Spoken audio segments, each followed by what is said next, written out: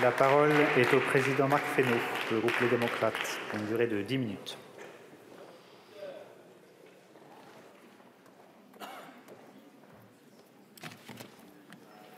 Monsieur le Président, Mesdames les ministres, Mesdames et Messieurs les députés, chers collègues, 1999, il s'agit de la date à laquelle l'accord commercial entre l'Union européenne et le Mercosur a été initié. 4 présidents de la République, 13 premiers ministres, 25 années, c'est dire si le sujet n'est pas nouveau et que personne ne doit être étonné qu'il ne s'agit pas donc d'un sujet nouveau. Simplement, nous sommes à un moment où, manifestement, des choix doivent être faits, des décisions vont être prises. Et si je remonte l'historique de ce texte, je veux à la fois dire qu'aucune des forces politiques qui étaient en charge ne se sont opposées à l'idée de conclure un traité et qu'aucune n'avait exprimé pendant plus de 20 ans d'objection à la poursuite des négociations. J'y reviendrai. Et si je fais ce rappel historique, c'est aussi parce que, et en revanche, le mandat qui avait été donné à la Commission européenne à l'époque ne peut être le même que celui d'aujourd'hui. Les désordres géopolitiques et économiques, les légitimes préoccupations climatiques, les nécessaires réciprocités, beaucoup d'entre vous l'ont déjà dit, nous enjoignent d'avoir un nouveau mandat. Et donc, le mandat n'ayant pas évolué, comment accepter un tel accord? Je le dis devant vous, il y a nécessité plus globalement de revoir les procédures et les délais de telles négociations pour les rendre à la fois plus transparentes devant nos concitoyens et plus en phase avec l'actualité des temps. C'est ce qui explique la position continue de la France ces dernières années. Le président de la République et les gouvernements successifs qui se sont succédés, donc, comme l'actuel gouvernement, et je l'en remercie, se sont opposés à cet accord de libre-échange. En vérité, si la France n'avait pas fait entendre sa voix, comme elle l'a fait, si sa voix ne pesait pas et ne portait plus, on l'a encore vu, mesdames les ministres, si sa voix ne portait plus, et comme certains voudraient le laisser penser, ce traité serait aujourd'hui déjà entré en vigueur. Au groupe Les Démocrates, notre position reste donc la même, et je tiens à saluer l'engagement de Pascal Lecamp sur cet enjeu essentiel et les initiatives qu'il a pu prendre au nom du groupe, les initiatives transpartisanes qu'il a contribué à porter. Pour autant, si je constate que l'opposition à ce traité de libre-échange avec le Mercosur dépasse les clivages de cet hémicycle, si je me réjouis que les inquiétudes du monde agricole suscitent une forme d'unité, je veux aussi dire avec force que cette dénonciation de cet accord commercial ne doit pas être le prétexte pour instruire tous les procès et mérite aussi que nous levions un certain nombre d'ambiguïtés.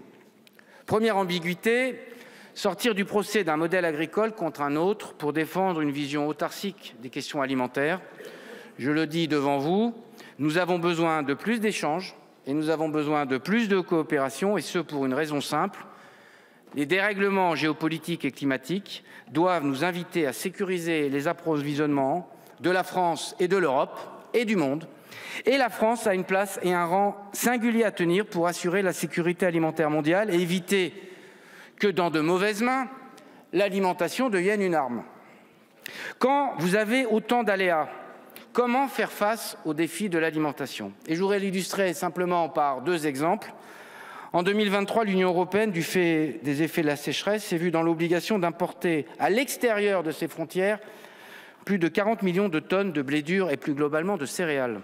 Avec des pays tiers, comment aurions-nous pu assurer notre souveraineté alimentaire sans ces échanges? En 2022, quand la Russie décide d'agresser l'Ukraine, elle engage immédiatement un blocus des ports de la mer Noire avec un objectif simple, déstabiliser les marchés et donc nos marchés et mettre sous tutelle alimentaire russe un certain nombre de pays dépendants des autres pour se nourrir. Si nous n'échangeons pas avec les autres, si nous n'acceptons pas le commerce, comment ferions-nous pièce à ces stratégies mortifères?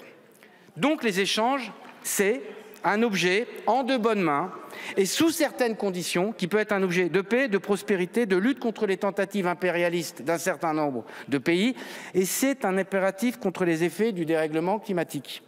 Et nous devons faire de ces accords des accords permettant à l'Union européenne de se constituer en puissance capable d'éviter les crises alimentaires. Et cela passe par la coopération, et la coopération passe par des accords. Deuxième ambiguïté, je ne laisserai jamais croire aux Français, et encore moins aux agriculteurs, que notre avenir agricole, économique et notre avenir tout court serait dans le protectionnisme exacerbé ou le repli sur soi. Et ce, pour une raison simple, c'est contre nos intérêts. Parce que nous sommes une puissance agricole et une puissance agricole exportatrice. En 2023, nos exportations hors Union européenne ont atteint 248 milliards d'euros. Et vous connaissez la part qui a été prise par l'agriculture en ce domaine. Nous sommes le sixième exportateur agricole mondial. Et donc nous avons besoin d'accords et d'accords équilibrés, j'y reviendrai. On ne peut donc pas être à ce point une puissance exportatrice et refuser le commerce par postulat. Et je voudrais rendre hommage au travail qui est fait par les ministres, en particulier Madame la ministre Primas, dans les travaux que vous menez avec la Chine pour essayer de lever un certain nombre de contraintes en relation avec votre collègue, par exemple sur le cognac, parce qu'on voit bien à quel point cette dépendance, elle est importante et on a besoin de lever un certain nombre d'obstacles avec la Chine et avec d'autres. Et donc on a besoin de continuer à travailler. J'ajoute que le sujet principal de l'agriculture française est sans doute une affaire d'abord de compétitivité, que le sujet nous fragilise d'abord en Europe. Pour notre agriculture, les distorsions de concurrence sont souvent liées à des choix nationaux dont il est long et difficile de sortir, j'en sais quelque chose, et la ministre Genevard aussi, mais qui continue aujourd'hui de produire des distorsions avec les autres pays européens. Et c'est bien là qu'il faut travailler, qu'il faut continuer à travailler conformément à la ligne de travail que nous avons essayé de tracer dans les dernières années. Troisième ambiguïté, ne soyons pas naïfs non plus, et ne sautons pas comme des cabris sur nos chaises en disant accord de libre-échange, accord de libre-échange, accord de libre-échange. Comme si par nature ils étaient gagnants ou vertueux par essence. Non, pour que ces accords soient équilibrés et acceptables, ils doivent permettre une meilleure prise en compte de nos normes environnementales et sociales au cœur des relations internationales. En matière d'agriculture, il s'agit d'un impératif d'équité à l'égard de nos producteurs qui sont engagés avec détermination, plusieurs d'entre vous l'ont dit, dans des trajectoires de transition, alors que leurs concurrents internationaux et les produits que nous importons en Europe et en France ne répondent pas aux mêmes exigences. Il s'agit de la question absolument essentielle de la réciprocité des normes. Ce mécanisme joue un rôle crucial, à la fois pour protéger les entreprises européennes, mais aussi pour leur ouvrir de nouveaux débouchés. Je pense à la reconnaissance mutuelle de standards et de certifications produits d'un accord de libre-échange avec le Japon ou le Canada, pour offrir aussi des garanties supplémentaires en termes de sécurité ou de qualité aux consommateurs et aux consommatrices. Pour assurer le respect des normes environnementales, sociales ou sanitaires, l'accord avec le Canada, et je le dis d'autant plus tranquillement que l'accord avec le Canada, il a été conclu par le président Hollande. Et que donc, c'est un accord qui comporte un certain nombre de clauses, et en particulier un accord qui comprend des clauses sur la question de l'accord de Paris. Et puis c'est un accord, plusieurs d'entre vous l'ont dit, les accords internationaux peuvent nous permettre de protéger nos richesses culturelles en valorisant et en faisant la reconnaissance de nos indications géographiques protégées, de nos AOC, de nos AOP, et de faire en sorte que les distorsions de concurrence ne viennent pas de pays qui produisent sans nos standards avec de fausses indications protégées.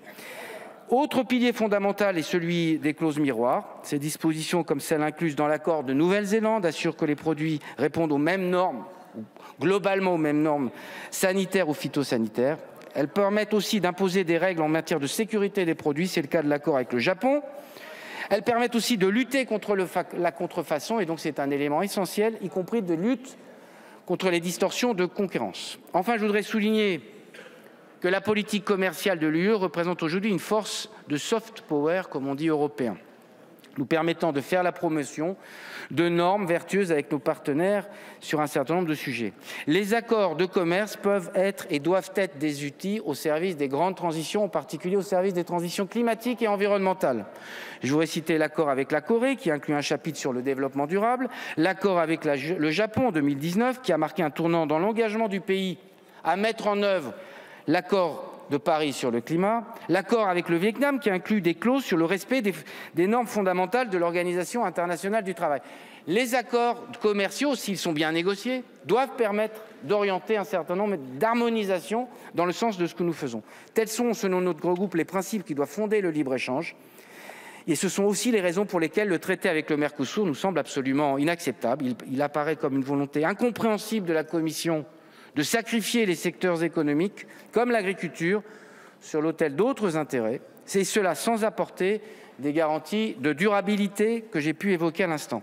Il ne contient aucune clause miroir. Les produits agricoles du Mercosur, tels que le bœuf, le poulet ou le soja, sont souvent issus par ailleurs, beaucoup d'entre vous l'ont dit et nous le partageons, de produits qui sont produits dans des conditions qui ne respectent pas nos standards. Et je ne reviens pas sur la question des surveillances sanitaires qui reste un sujet prégnant avec, à vrai dire, les pays issus d'un tel accord, mais aussi globalement à l'extérieur de nos frontières. Il faut qu'on puisse surveiller mieux à nos frontières ce qu'il passe, qu'il y ait des accords de libre-échange ou non. Parce que les accords de libre-échange, ce n'est pas ça qui freine le commerce. Une grande partie des poulets qui arrivent aujourd'hui viennent du Brésil et que je sache, il n'y a pas d'accord du Mercosur. Donc, ne croyons pas que ça empêche la concurrence déloyale. Et puis, je voudrais finir en disant que j'appelle à une révision profonde pour intégrer les révisions environnementales. Le message que nous voulons envoyer à nos partenaires et au peuple européen est simple, celui de notre unité, celle de notre Assemblée, dans notre diversité reconnaissée, pour refuser l'accord du Mercosur. Et c'est dans ce sens que nous soutenons le gouvernement. Je vous remercie. La parole est à Monsieur Loïc Kervran pour le groupe Horizon.